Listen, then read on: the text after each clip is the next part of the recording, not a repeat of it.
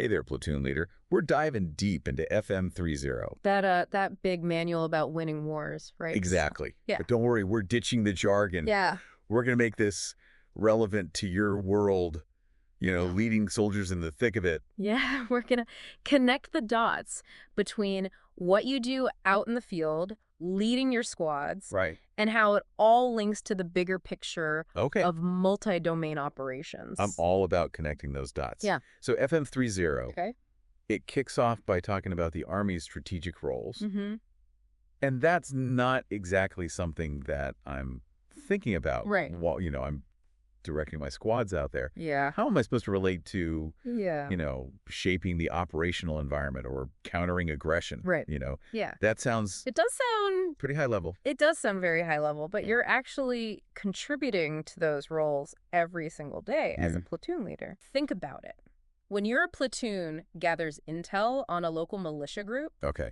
you're not just following orders. Right. You're directly contributing to the Army's role in shaping the operational environment. You're providing crucial information Wow. that could influence decisions at much higher levels. I never thought about it like that. Yeah. Okay, so every patrol, every engagement, it's all feeding into something bigger. Exactly. Well, And just like you coordinate your squads during a mission, Right. making sure your rifle squads and weapons squad are working together seamlessly, right. higher level commanders are doing the same thing, but with larger units Okay. and a wider range of assets. So instead of calling for fire from my mortar section, a battalion commander might call for an airstrike. Exactly. Same Right. principle, I like just that. on a larger scale. Larger scale. Gotcha. And that's where the levels of warfare come into play. Okay. You, as a platoon leader, Yeah. you're operating at the tactical level, focused on the immediate fight, the here and now. Which is Yeah. already, A lot to handle. absolutely. Yeah. But then your company commander Yeah. is thinking about how your platoon's actions, Right. along with the other platoons in the company, Okay. contribute to the battalion's objective. Right. That's the operational level. Okay. And this goes all the way up the chain of command Okay. to the generals who are thinking about the entire theater of war, Right. the strategic level, Okay. and even further up to national strategy, Wow. where military actions are tied to the overall goals set by the president. So what I'm doing with my platoon in a firefight Yeah. could actually be influencing It'll- decisions being made in Washington. Think of it like a jigsaw puzzle. Okay. Each piece, even the smallest one, Yeah. is essential to completing the entire picture. Okay. That's a helpful way to look at it. Yeah. But let's shift gears for a second, talk about the battlefield. As a platoon leader, I'm constantly thinking about terrain, enemy positions, Yep. cover, and concealment. Right. The classic stuff. Just bread and butter? Right. But FM30E keeps mentioning these different domains of warfare. Okay. What are those all about? That's where things get really interesting. You're right. As an infantry platoon leader, you live and breathe the land domain. It's your bread and butter. Right. But now we have to think beyond just the ground. We Oh. have to consider the maritime domain, Okay. the air domain, Right. and get this space and cyberspace. Okay. Maritime and air. Yeah. I kind of get. Yeah. We've all seen those movies where air power saves the day. Right. But space and cyberspace, Yeah. that seems a little Yeah. out there. I hear you. Yeah. It's a shift in thinking, for sure. Yeah. But consider this. You're on patrol, Okay. relying on your GPS for navigation, Right. and suddenly it goes haywire. That's the space domain directly impacting your mission. Or your comms are down because of enemy interference Wow. with satellite links. Okay. Again, space You're and blowing my mind a little. Right. I never thought about it like that, but it makes total sense. Yeah, Okay. And then there's cyberspace. that's right. So that's computer networks, communication systems, All of it. even the software on my radio. Okay? It's all interconnected. And disruptions in cyberspace can have very real consequences Yeah, real. on the ground. That's right. So if my radio goes down because of some cyber attack, Yeah. that could jeopardize the entire mission. It's definitely a possibility. Wow. And it highlights why understanding these domains is so crucial. Okay. It's not just about knowing they exist. Right. It's about understanding how they can impact your operations. Right. and planning accordingly. It's like those domains are always there. They're always influencing the fight, even if we don't see them. That's a great way to put it. This is definitely giving me a lot to think about. Yeah. So we've got land, maritime, air, space, and cyberspace. That's right. 5 domains, all intertwined. All connected. But what does that actually look like when I'm planning a mission? Yeah. Do I need to be a cybersecurity expert now? That's a great question. Yeah. And it leads us to another important concept in FM30, Okay. the dimensions of the operational environment. Okay. Think back to a recent mission you led Okay. when you were planning it. Mm-hmm. What were the key factors you considered? Oh, definitely the terrain. Okay. Hills, rivers, forests. Mm-hmm. Those all dictate how we move, how we fight. Right. Then, of course, the enemy, Yeah. their numbers, their weapons, their Yeah. likely positions, Right. and, of course, my own platoon. Right. Their training, their morale, Yeah. their equipment. You've just outlined Okay. the 3 dimensions of an operational environment: Okay. physical, information, and human. So the terrain, the equipment, Yeah. that's the physical. Got the information dimension. That would be Yeah. the intel reports that we get, maybe some satellite imagery, maybe even communication with, higher headquarters, neighboring units. Yeah. Basically anything that gives us an information advantage. That's it. Right. And finally, the human dimension. That's human dimension. That's the big one, isn't it? Yeah, morale is UGE. huge, Yep. right? A motivated platoon fights harder, smarter, Yeah. and understanding the enemy's morale, their Yeah. their potential breaking point. That's gold, right? That's intel goals right there. And let's not forget about the local population. Yeah. Their attitudes, their beliefs, Right. even their fears, they're all part of the human dimension. Okay. And they can dramatically impact your operations. It's like trying to conduct a raid in a village Mm-hmm. where, the locals hate you versus one where they're at least somewhat supportive of your presence. Right. Big difference. The difference is night and day. Huge. How do you even plan for that? It's a challenge for sure, Yeah. but that's why understanding the human terrain is so crucial. Right. It's about recognizing cultural sensitivities, understanding local grievances, Right. and finding ways to work with the population instead of against them. So it's not just about knowing where the enemy is. It's about understanding the entire The whole context. the entire chessboard, Yeah. including the pieces that aren't, trying to shoot at us. Exactly. It sounds like a lot to juggle. It is. Yeah. But that's what makes your job so important. Okay. As a platoon leader, you're not just leading soldiers. Yeah. You're navigating this complex, multidimensional environment. Right. And your ability to understand and adapt to it Okay. can make all the difference. Right. In the success or failure of your mission. Right. Right. Speaking of missions, Yeah. what happens after you've achieved a tactical objective? Okay. You've taken that hill, cleared that building, Right. secured that village. What's next? Well, we usually, catch our breath, Right. regroup, Yep. make sure the objective is secure, tend to any casualties, Critical. important stuff, right? Absolutely critical. Yeah. But what you're describing Yeah. is the essence of consolidating gains. Okay. It's about making those initial successes endure, Okay. transforming a momentary advantage into something more permanent. So it's not enough to just win the fight. Well, You got to yeah. win the piece too. Exactly. Right. And that starts at the tactical level. Okay. Think about it.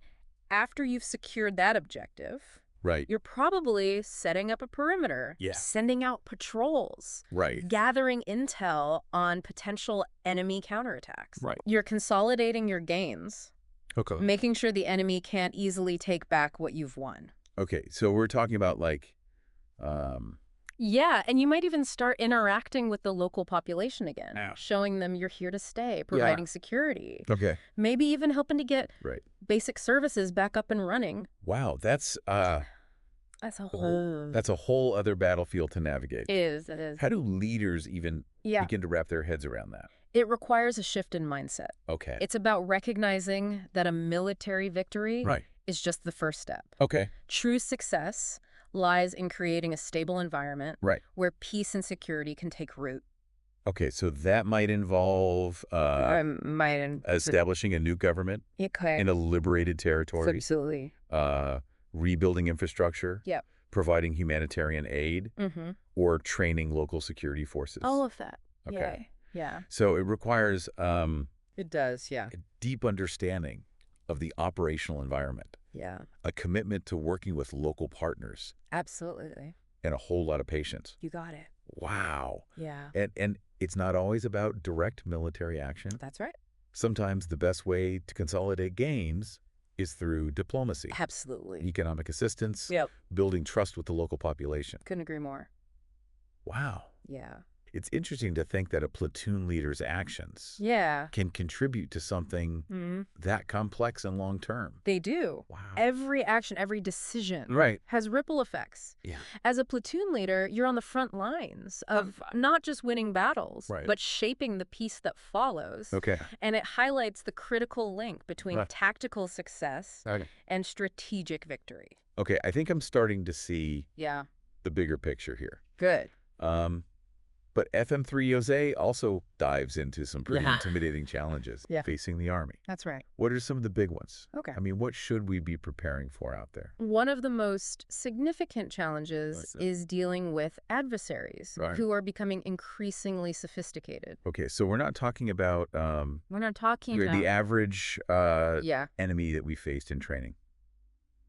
Not necessarily, no. Okay. We have to be prepared for adversaries Okay. who can operate effectively in multiple domains, Okay. who can target our forces from afar, Right. and who are adept at using information and propaganda as weapons. So it's not just about being It's not just about... better equipped. Right. It's about being smarter, more adaptable, More agile. and able to outmaneuver them Right. in multiple domains. In multiple domains, exactly. Okay. And that requires us to be innovative, to constantly adapt our tactics, Right. and to be prepared for the unexpected. So we have to be thinking, like Yeah, always thinking ahead. 10 steps ahead. At least Okay. always anticipating their next move Right. and countering it before they even make it. Okay, so as a platoon leader, Right.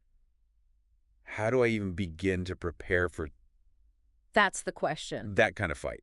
First and foremost, Oh. by mastering the fundamentals. The fundamentals are The better you are at the basics Yeah. of maneuver, firepower, and communications, Right. the better you'll be able to adapt to new challenges. those endless drills. Yeah. On the basics, they're actually important. They really do. Yeah. Wow. They build the foundation for Yeah. everything else. Okay. But beyond that, Okay. it's about being a student of warfare. A student. Okay. Study history, read about current events, Right. pay attention to what's happening in other parts of the world. Right. The more you understand Okay. about different types of conflicts, Yeah. different enemy tactics, Right. the evolving nature of warfare, the better prepared you'll be Right. to face whatever comes next. It's like they say, That's that. the more you sweat in training, Ah, yes. the less you bleed in battle. Exactly. And that preparation is crucial Okay. because another challenge we face Yeah. is the increasing complexity Right. of the operational environment. Okay. We've already talked about the 5 domains, Right? but how is it becoming even more complex? Think about the increasing urbanization of battlefields. Urbanization. Yeah. So we're talking like, Dense urban areas okay. with narrow streets, tall buildings, Right. a mix of civilians and combatants. Wow. It presents some very unique challenges Okay. for maneuvering forces, employing firepower. It's a lot harder to Oh, absolutely. maneuver a Bradley Yeah, through a crowded city street right. than it is across open terrain. Absolutely. That's a great point. Yeah. And then there's the information environment, which is more contested Okay. and congested than ever before. So it's not just about winning the firefight. It's not just about that. It's about winning. It's about winning the narrative, The too. narrative. Okay. We have to be just as effective Right. at countering propaganda, shaping the information environment, Okay. as we are at Awareness. maneuvering on the battlefield. Right. Right. And we have to be able to do it all Yeah. while dealing with the challenges Right. of operating in austere environments Yeah. with limited resources. So basically, Yeah. the future of warfare is going to be even more It's only getting complicated more complex. Yeah. and challenging than ever before. That's right. No pressure. Yeah. The pressure's always on, Right. but that's what makes it all the more important to Okay. be prepared. Right. We have to be adaptable, Right. innovative, and always learning. Okay. Because the enemy gets a vote, and we can't afford to underestimate them. So knowing all that, Yeah. how does FM30 say we Okay. overcome those challenges. Right. It's got to give us some answers. It does. It all boils down to three key concepts. All right. Lethality, combined arms, Okay. and understanding the operational environment. Wait, haven't we already? We've touched on these. Those. But these concepts are so fundamental Yep. to modern warfare Okay. that it's worth revisiting them Okay. in the context of the challenges we've Right. just discussed. All right. So we've covered the challenges. Yeah. But how do we overcome them? Yeah. You said it comes down to lethality, That's right. combined arms, Yep. and understanding the operational environment. That's it. But we've already talked about those. We have, but these concepts are so crucial to modern warfare Okay. that it's worth revisiting them in the context of those challenges. Okay. Let's start with lethality. Okay. It might seem straightforward, but it's about more than just firepower. Right. It's not just about No, having the biggest gun. it's not about that, no. So what does lethality actually look like Yeah. in the future fight? It's about decisive force Okay. applied at the right time and place Okay. to overwhelm the enemy. Right. But here's the key. It's about having the right tools for a wide range of threats. Okay. We need to be able to defeat their tanks and aircraft, Right. but also neutralize cyber attacks, Wow. counter their disinformation campaigns, Okay. disrupt their networks. So lethality in the 21st century means being lethal in all domains. You got it. Not just on the traditional battlefield. That's right. And that's where combined arms comes into play. Okay. It's about integrating infantry, armor, artillery, air power, Right. cyber, electronic warfare capabilities Right. to create a synergistic effect Okay. that's greater than the sum of its parts. Okay. That makes sense. Yeah. But how does this actually play out? In a multi-domain fight, it's not like I can just Right. call in an airstrike on a hacker, Yeah, right? maybe not directly, but imagine this. Okay. Your platoon is tasked with taking a key piece of terrain, Okay. but instead of just planning a traditional attack with your squads, Right. you're plugged into a network of capabilities. Okay. You've got real-time intel feeds from drones overhead, Okay. maybe even satellite imagery, giving you a clear picture of enemy positions. Right. You've got artillery units on standby, Right. ready to rain down fire support when you need it. Okay. And you might even have electronic warfare support, Okay. jamming enemy communications, Yeah. disrupting their ability to coordinate. So it's like having a force multiplier It is. on steroids. That's a great way to put it. Instead of just my platoon, Yeah, I've got access to this whole toolbox of capabilities right. from across different domains. Exactly. Wow. But here's the kicker. Okay. It's not just about having those capabilities. It's about synchronizing them. Okay, how do we do it? So while your platoon maneuvers on the objective, Right. a cyber attack might be disrupting enemy command and control. Okay. Artillery could be suppressing enemy positions, Right. while electronic warfare jams their comms. Wow. It's about creating multiple dilemmas, Right. overwhelming their ability to react, Hey, and exploiting those windows of opportunity for a decisive victory. that sounds incredibly complex. It is. It is complex, but Yeah. we've got smart folks working on it. Okay. It requires seamless communication between different units, Right. different branches of the military, Okay. even with allied forces. Right. We're talking networked communication systems, shared situational awareness platforms, Okay. and the ability to instantly share information Right. across vast distances. Right. It's a whole new level of coordination. Right. But FM3OV Right. provides a framework Okay. for how we get there. So what you're saying is communication is more critical now than ever. Absolutely. Yeah. And not just communication, but also trust. Trust. Okay. Trust in the information we're receiving. Okay. Trust in the capabilities of our partners. Right. And trust in the judgment of our leaders Right. at all levels. Okay. Because in this kind of fight, Yeah. decentralized decision-making is essential. Decentralized. Yeah. You mean I can't just wait You can't just wait. for orders from battalion?